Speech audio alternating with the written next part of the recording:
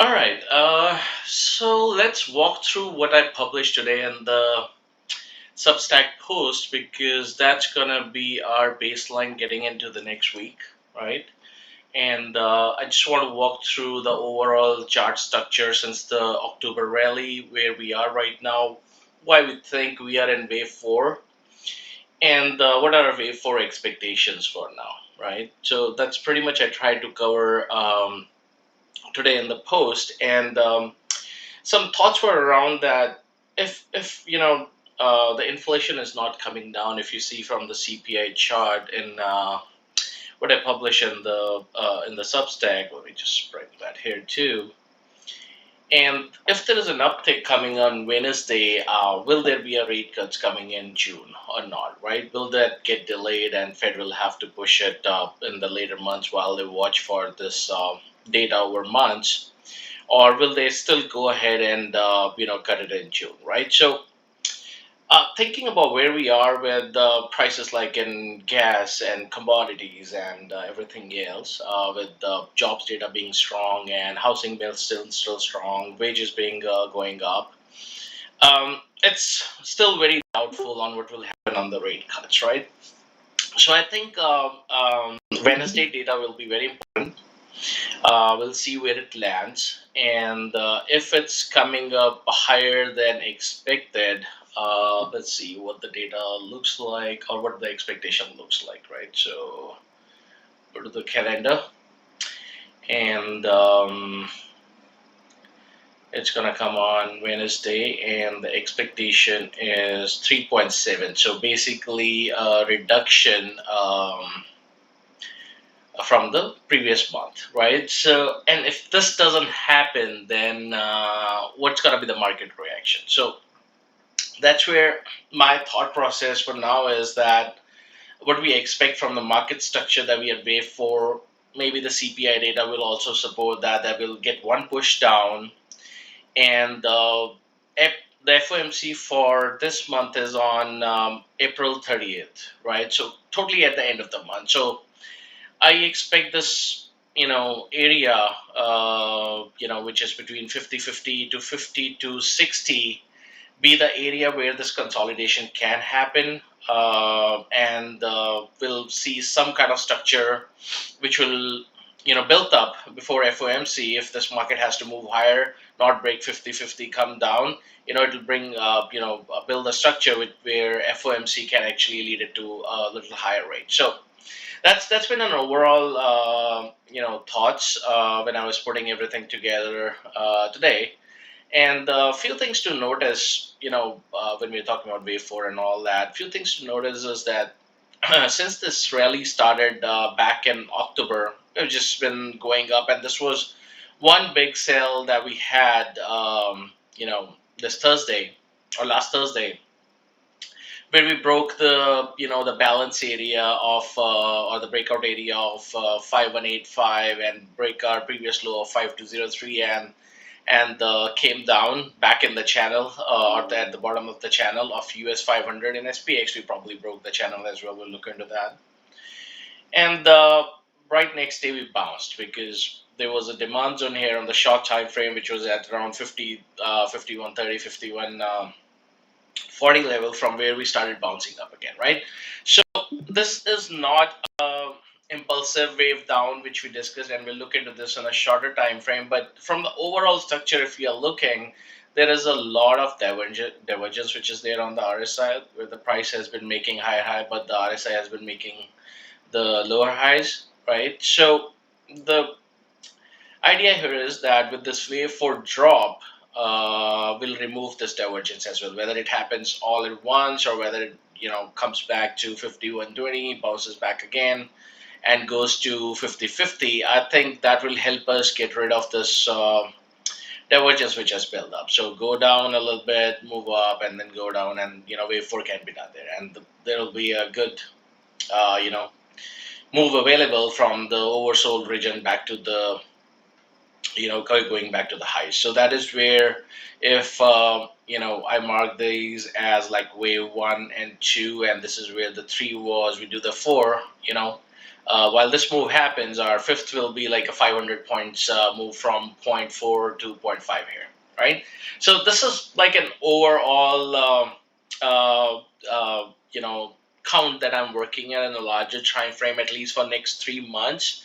And this is what happened in the last March and April timeframe, where we were actually in a very small consolidation here. If you see, in the March and April timeframe between I think it was 4150 or something like that, and then when the breakout happened, I think it was late or maybe early in the May or late in the May, right? Then we had like a good rally from 42 to 4600 or so, like a 400 points rally from this breakout zone. So this is what I'm looking here again, that if we consolidate in this area for next 2 to 3 weeks, and by FOMC, if we are able to make like a wave one and wave two, then FOMC can give us the push that we need to go up in the wave five. So this was like a larger time frame thought process on how this can unfold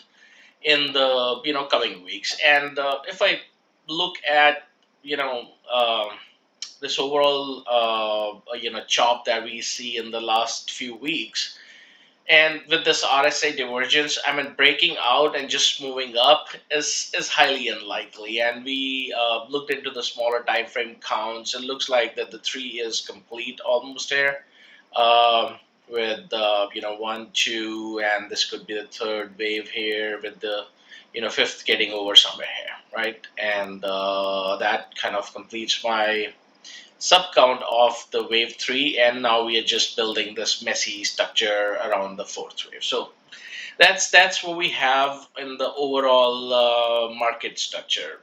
Though bulls are still in control, I mean, it's not like it's very bearish. Wave four, we know that it makes a it has a lot of corrective patterns that it can take, from triangle to a complex to a zigzag to even a flat, right? So we'll have to work through the levels.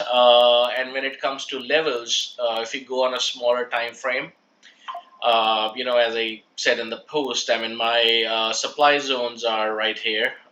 This was from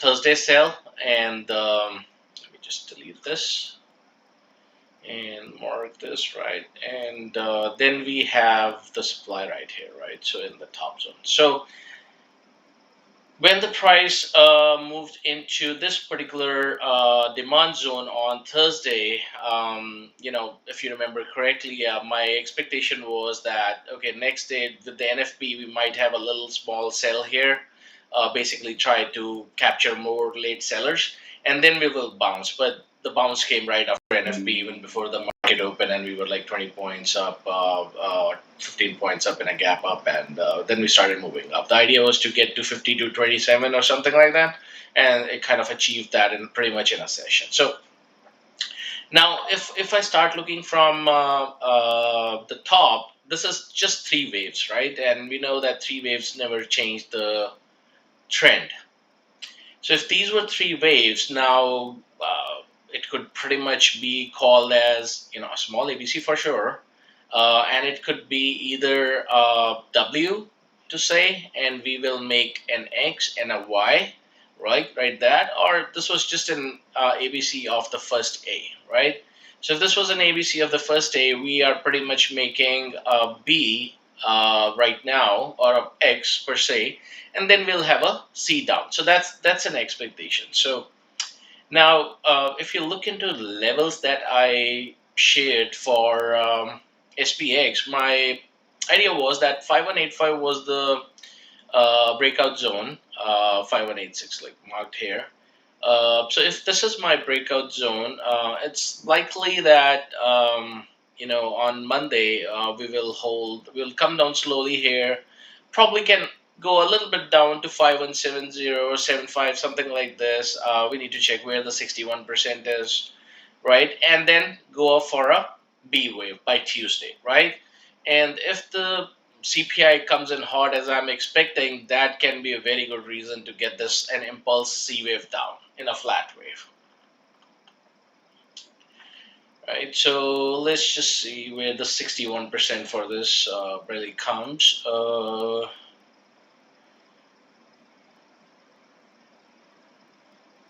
That's 38, 60, or 50 is sufficient. Yeah, somewhere around 5170, right? So that's what I'm saying. So it comes down to 5170. We get a rally before it gets into the supply zone and then sell off after CPI.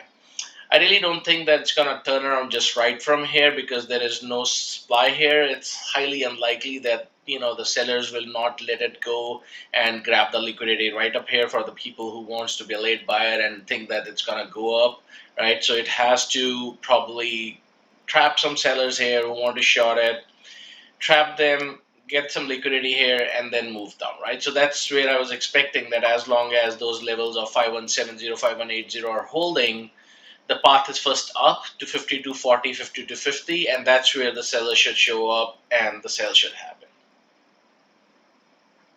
Does it make sense? Any questions?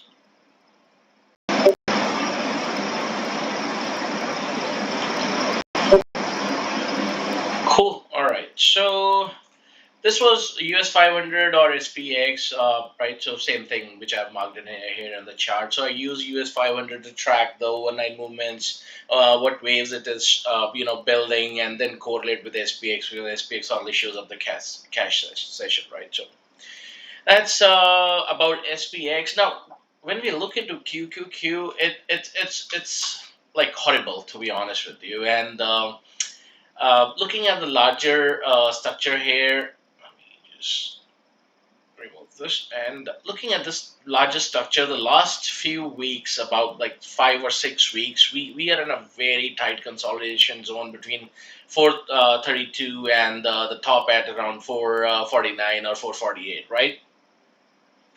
So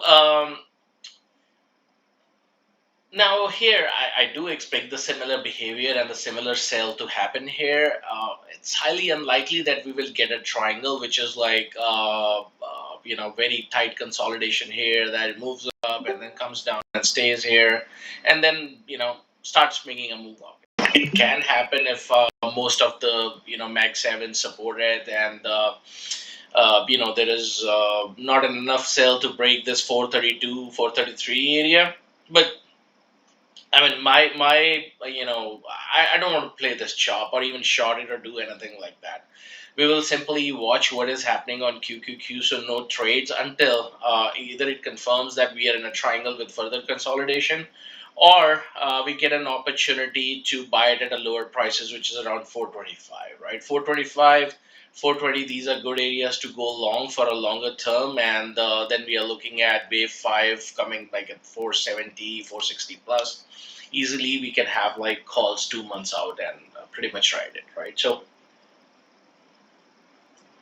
this is what I have for QQQ. And if I just go at the daily structure level, again, very similar thought process. Um, since the rally started from October lows, we have a huge divergence build up. Similar sell, I want to clear up this divergence on QQQ. um, the waves became very much overlapping with each other from the start of this year in QQQ, which was pretty difficult to kind of mark it as wave 3. But if I just look at it from what I have right now, it's not breaking any rules, right? And all the waves doesn't have to be very clear, impulsive, and all that.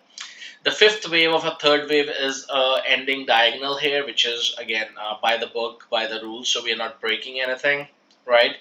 I don't want to mark like a 1 and 2 pretty small here and say, this was 3 and this is 5. No, we are not in a rush to call it as a beer market start or a sell off to come, which will take me to 402 or 386 or anything like that. First thing first, let's just try to break 433, 432, which it has been having a tough time to do that, right?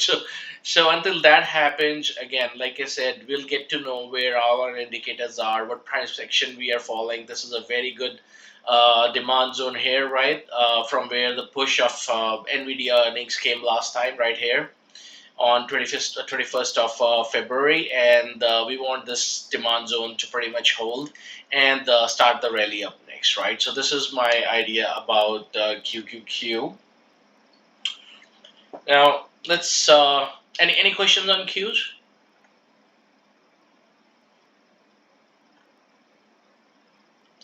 Okay, all right. You guys can come off mute if you have a question, right? So let's talk about DIA a little. Now, for DIA, if you remember, I have been flipping bullish, and then on the sidelines and all that. We went bullish when we saw the breakout of 393. We took some calls, but then ended up exiting on the second bounce, right? The idea was that, this particular small wave here, this was, I was looking at this to be like a wave one of wave five, and then I wanted a continuation up there, right? To go like this. But when this sell happened the very next day, it kind of broke the idea that we are in wave three and this will continue to go up. And if I look into this structure on a short time frame here, it's not even a ending diagonal of any sort. We have this wave which is longest, right? And then we have this one which is very small, and a third wave cannot be a small one. And then we have this one which is again a little longer than the previous one, right? So the third cannot be shortest in the ending diagonal. It needs to be the fifth one to be the shortest, but this doesn't match, right? So in my last post, I kind of started thinking, what if the five waves ended here, right? For DIA, 1, 2, 3, 4, 5, and this was just a B wave of correction, which went up in three waves move up, right? And now we are just correcting for the C downwards, which again aligns with my overall thoughts for SPX, QQQ, and the overall correction that we are looking at and in a very next 2 to 3 weeks time frame, right? So as long as the sell doesn't break, I mean, 378 is good support, and if it comes down a little bit, 369 is acceptable as well. And I'll tell you the reason why it's acceptable, because we are looking at this as in wave three, right? So if I mark this as wave one and wave two, or here is the wave two, actually this is better as a wave two, and then we are looking at this particular wave to do a small correction and then just continue, right? Which means my upside targets will increase for Dow, like I've shared CAT as an example of multiple times how it's gonna do well over the period of time. So if this even comes here, then we have a long way to go up for wave three. But if 368 starts breaking, of course, I'm sure SPX will be doing a deeper correction if this happens here, and we'll be looking at an alternate counts. But until these levels like 50/50 and the QQQ 425 and 378, 378 at DI it's holding, we will stay bullish post FOMC. That's kind of my view for now. And this is DIA, like I said. Any questions on this one?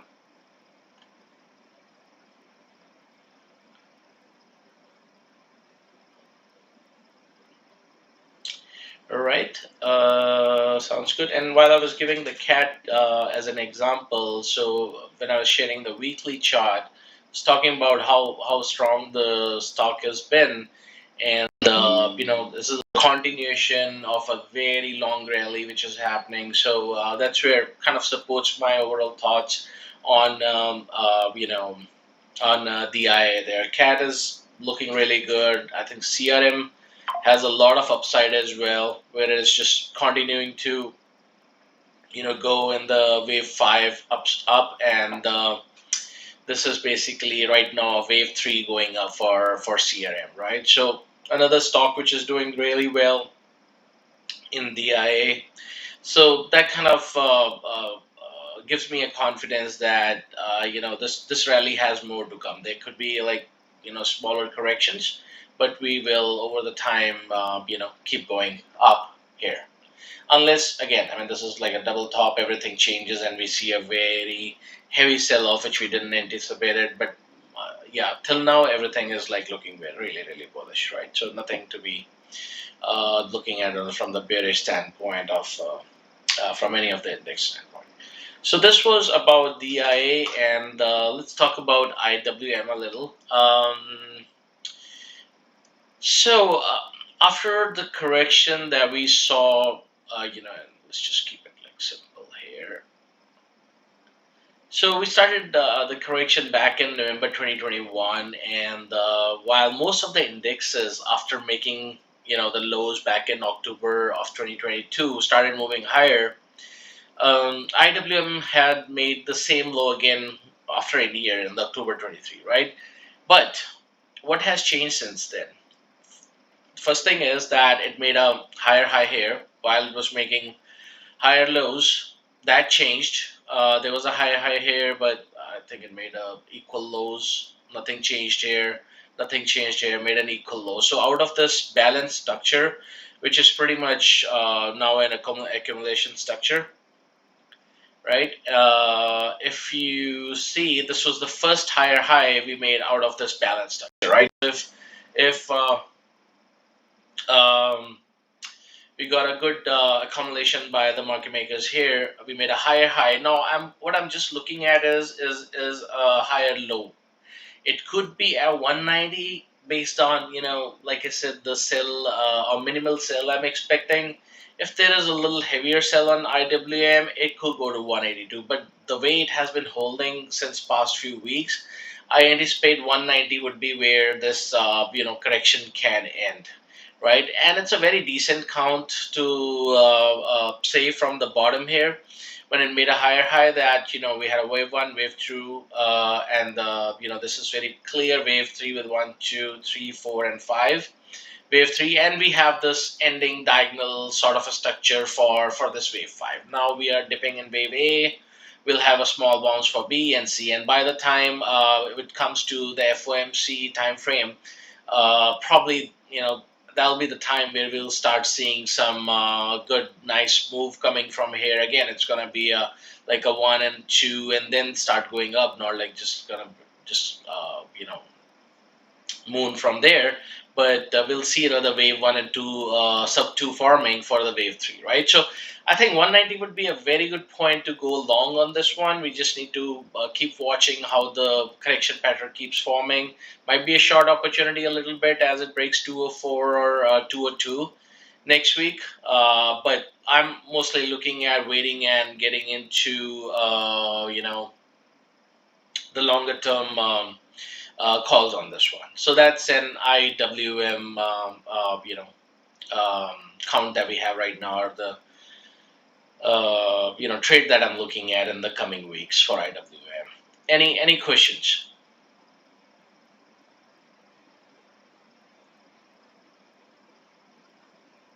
Okay, all right. Let's talk about VIX a little. We were trading VIX puts on the other day solely because of the resistance level that I had at around 16 point. 6 from the previous time, and now what's going on is that it's hanging over the 15.43 level. Again, you see a lot of consolidation here, right? So my thoughts were that we probably will see another some chop here, and when the next sell comes during CPI, it might just go and test this trend line from long, which is coming from like long way up. I don't know from what time. Probably, yeah, from 20 March of 20, right? So from COVID time. So that trend has been coming down, and probably we'll see a test here again, and then a die down, a consolidation, and all that kind of stuff. So that was my view on VIX, on how this does support our correction that we are looking at, and post the correction is done, we probably start looking one another move down, which will support our next move up on the indexes. Okay. What else? Talking about Bitcoin, we have been having some chat about Bitcoin, and right now, what I'm thinking is that we are in a wave four of a wave three overall. We have quite an upside available on this one, right? So I'm not counting that it's a wave five which will be terminating the up move, but I'm looking at this to be an interim high again, where we will come down and rest on the breakout area. After that, as a wave four again, and then move up for the last target here as maybe 100 120K or something like that, but that's a higher level view. And for now we are consolidating in a triangle, which is generally something which happens in wave 4. There could be a dip here, we will come for wave E, or if it doesn't, then we'll have to just consider that this was the structure where this was A, B, and C. That's all, and the C kind of fell short in the whole correction pattern, and then we started moving up. Though this does not look like a very impulsive move yet, so I don't want to kind of go long, more than what we already did on Friday with the FBTC. And let's see if there is a breakout. What happens in the supply zone? Just hold those positions, and if it goes up, it goes up, right? We make money anyway, so not a problem. If it comes down here, there might be an opportunity to add a little more into our positions and then net it after that. So that's gonna be our Bitcoin strategy going into the next week. Even for coin, similar um, similar thoughts I had, that if BTC comes down, probably we'll see one more low coming here at around 216 area. If not, then we are going up from here, right? So that's Bitcoin and coin. um, Looking into some of our mega caps or magnificent seven stocks, MSFT has been a pain, to be honest. I mean, so much of consolidation. We actually tried a couple of trades which did not work out because the momentum used to die right at the supply zones, and then we had this TikTok news which pushed it up, and then it died again, right? So again, it looks like that it wants to go up, but again, given that I'm looking at correction, and this again looks like a very partial move, it'll be, if the sell comes, I think I would want to buy a 411 area to be very confident, and that's kind of the place where the 61% of this whole move is. Right, that'll give me more confidence that okay, this is where the bounce has happened multiple times, and that's where I can go long. I mean, I'm not really looking at trying to chase any move, above from here. um, that can be again very tricky. It goes up, and then the sellers come back, or the CPI probably bring it down again, right? So we need to see how next couple of days are, but again, not really willing to chase it at this point of time. When we are looking at Amazon, again, the move has been so choppy on this one that calls really didn't pay well or worked out well, because every move was being truncated and coming down again. Doing uh, a move of wave 5 here, of a 3 like I shared for the Qs. Um, Again, ending diagonal move here with a lot of waves overlapping with each other, but again, can do a little upside more before it comes down back to 171. And this is where we can go long, or somebody can go long, whosoever wants to, um, you know for the larger five after this. So that'll be another good move on Amazon, if you want to trade that stock. Then getting into Meta. So we took some load of puts on Meta on Friday, and the idea was that this wave is pretty much, if I look into the short time frame, this probably is my wave 5 here, right? Which may make a little bit of a little higher number here on Monday. But I need one correction. Correction coming back to test this breakout zone. Could be 506, could be 511, right where it bounced, right? It has a good support here. right? So a lower 500 number, and based on where it kind of holds that, we can look at going long. So again, may not happen in one day. Probably along the correction that we are looking at for Qs and SPX, and we'll see some move down coming on this one.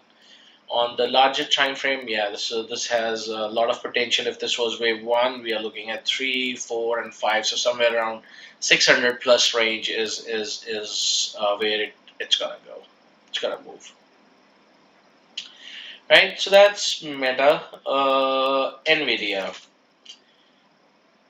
Again, Nvidia doing a wave four structure here, been a choppy trend overall. We have some NVDL. If you see the good area to go long has been 832, but it has taken too long to even get to 832, right? So now is it ready to just go up, or is it gonna keep chopping in this downtrend channel to come slowly back down to 832, and that's where we go long or add more to our NVDL positions, right? So it's important for it to hold 832, because if 832 gives up, then next is around 769 or somewhere in this area as well, where this move started around 803. So it can do a little more depth, but I think given how it has held up over the last few weeks, I think 832 should be a good area, right? And so is AMD. I mean, if I look at AMD, I mean,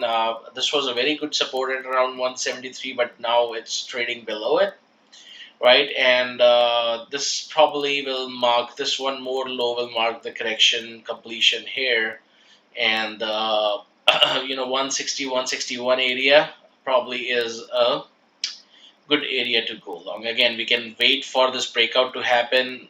You can buy the lows and then have a stop loss at around 157 or so, or you can wait for the breakout to happen around 175, and then it can go up. Either way works fine, right? So that's AMD, Nvidia. Somebody asked about SMH, I think, in the chat. So somewhere around the same, similar about the, around the same lines which I talked about Nvidia and AMD. A good area to get long into SMH would be around 215 to 212. 212 is a great support where the last bounce happened and this move happened. So this is a very good demand zone which has been tested before. So if you want to go long on SMH, I think this is where the opportunity really lies. How much retracement this has been in terms of wave four? I think it'll be some just 23% or so, a little more than that. Yeah, a little more than 23, a little less than 38. But yeah, this is a very good demand zone to go long at, and as long as you're buying time, you will be fine, right? Should just put in a channel as well across this. I think we'll come around that area. Yeah, right. So this is where the opportunity would be for SMH.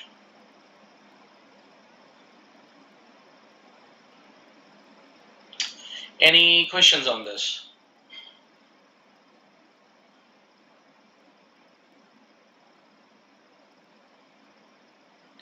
Okay. Cool. So next, let's look into Apple a bit. So I took some stocks on Apple. I mean, looking at longer term structure, I mean, we had this big 1, 2, 3, 4, 5 impulse wave, but overall, since July 23, there hasn't been a really, big moves or an up move in Apple. So, this has been just a big four correction, and then a fifth move, which didn't even made a and it, it made a new high, but it didn't go far enough, and then it has been consolidating and coming back to this wave four area, right? So again, a very strong area here in this zone around 168, 169. A little bit lower could be the last low, which was 165. But I'm looking at this area to hold, especially when the momentum is gone and the divergence, a huge divergence on a daily is showing up, right? So it may do a little bit of more sell if it wants to come to 165 area, but that should be it. And this is where my stop loss would be for my stocks, because if that goes, then we are looking at 156 or 152. I mean, then it's going to be a lot of wait for for it to come back up. So bought it around 168. I think this makes a good sense to have a $3 to $4 of stop loss, and a good reward if you compare it with the upside that we are looking at. So once this trend breaks up, we are looking at a very large move up or build up, from here onwards, right? So that's what we are thinking of capturing. Let's see how this comes up in the next few days. Definitely it has been lagging a lot as compared to other names, but it might be the time where Apple leads the rally for the next 500 600 points that we are looking at. So we'll see how it goes. um, Tesla, again, that demand zone of 160, right? So we had marked it. This is where the rally happened back in May of 23. Again, very corrective move here which happened. Folks were getting very bullish that it's gonna go into 400s 500s, but it simply resisted on the trend line from the 21 top. And since then it has been bad news one after the other. This was the first earnings sale, we had a second earnings sale, and it just has not been able to come up from this downtrend, right? So looking at this demand zone, I think this is where the value really lies. We have a robotaxi news coming up, and they have an event coming up as well. If 160 holds and this starts to break out, I think that's where we can see another move up. Now, I don't think that Tesla is gonna go in a parabolic way where like we were looking at Apple. I think this is still very corrective move, right? So this third wave, which ended back in 21, I think this was the first drop was just a W, like a first leg down in a complex way, and then an X up, and then we are still trending down. We might do a triple bottom or a double bottom here, or triple bottom, right? But the expectation is that there will be a one move up, probably go up to 200 something, 220, 229 may test the trend line as well, but eventually it's going to come down when the larger market will take a breather and a correction will happen, right? So it's just a bounce, not a new rally, because this was just three waves, right? This was not a fifth wave, five wave structures. If this would have been a five wave structure, then we were saying that okay, this was a one, this is a two, and next three will be starting up from here. We are not there yet for Tesla, right? And if you see, it aligns with how the reports are coming out. I mean, robotaxis could be in the future, but right now their deliveries are taking a hit. The operating margin is taking the hit. So this has some more correction to happen, and probably we'll be able to pick this up at a lower prices in the near future. Once this down move again starts, we'll figure that out. Right, so this is Tesla, and I think I missed Google.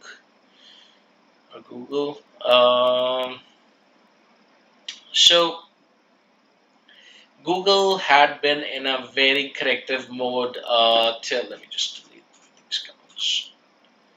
Corrective mode till, I think, since the earnings. This was an earning drop that happened for Q4, right? And since then, while my expectation was that this whole move is one, two, and this three will continue up, right? But it disappointed, and we got a sell now.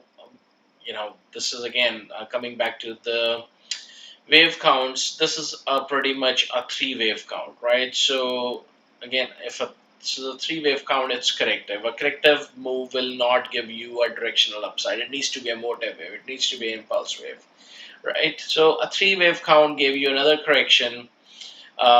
We termed it as wave Y. We were looking at a little lower to make a double bottom at 122, but no, it broke upwards, and the wave that we got from here turned out to be an impulsive move, right? So Now, if my wave three ended here, which was a good count that I got with the one, two, three, four, five here, three ended. I marked this as four. Now, what I'm looking at is a small drop here, and then a rally afterwards.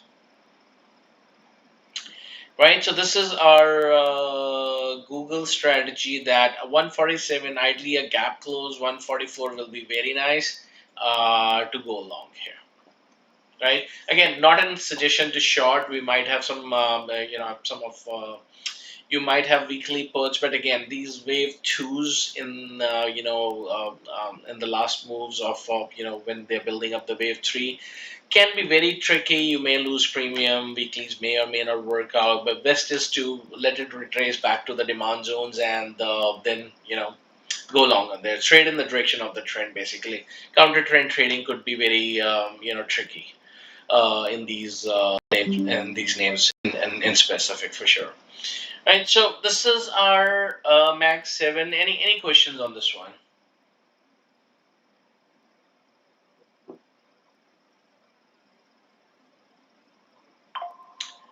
Cool. What else we have?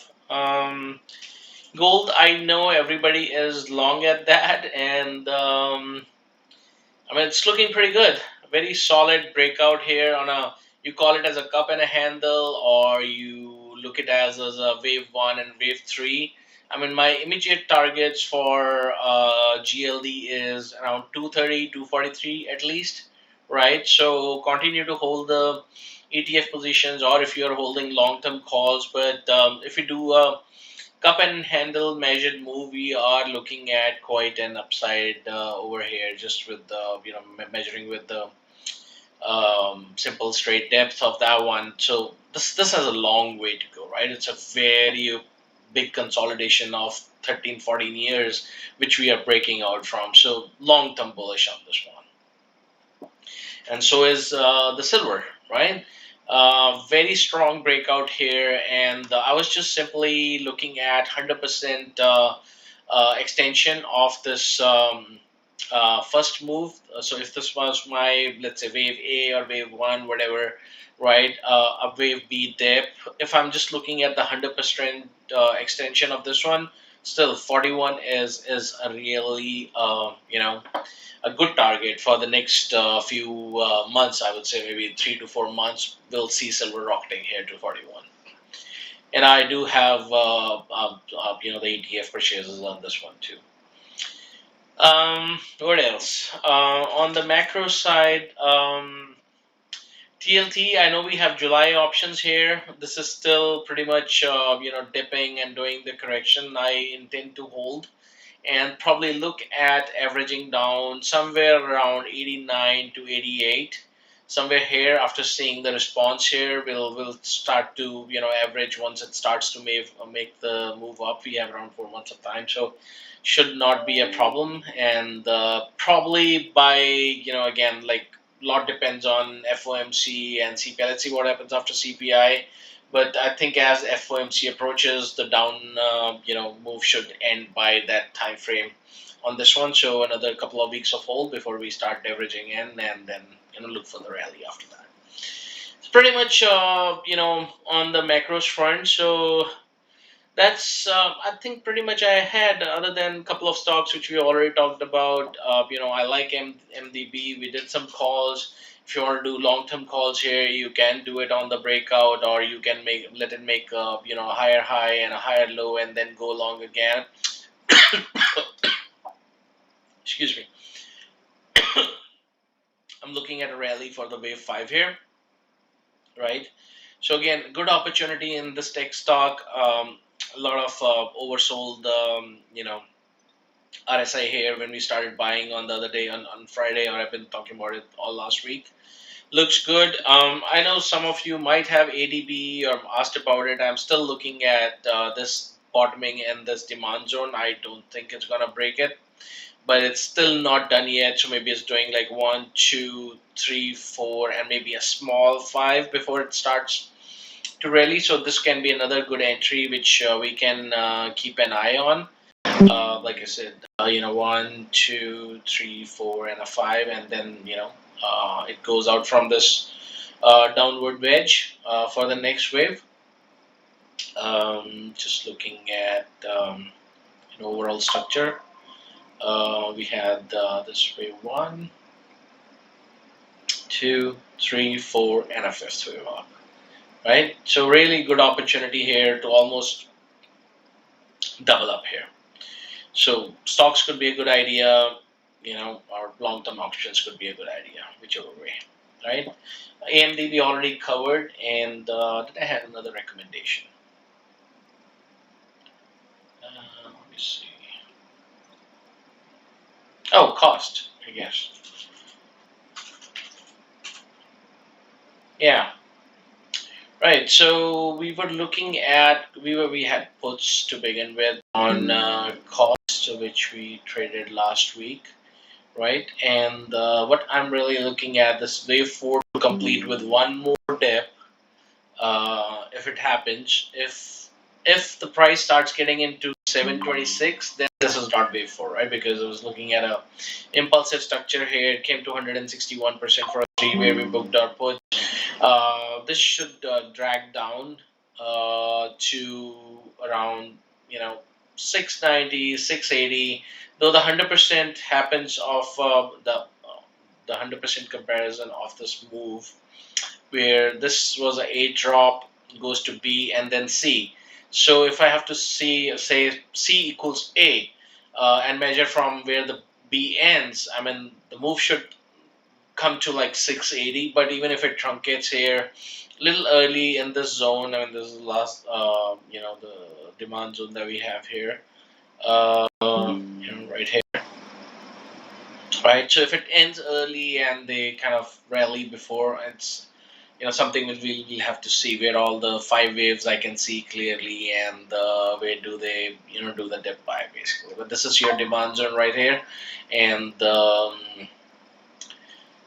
yeah, so this is what we were looking to buy.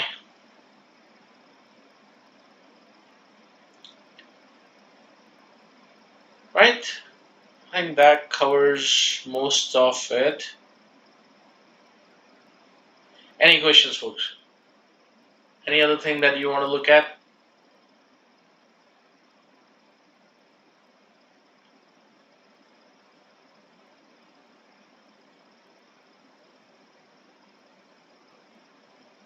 All right, cool, then enjoy the rest of your evening, and I'll see you in the morning tomorrow.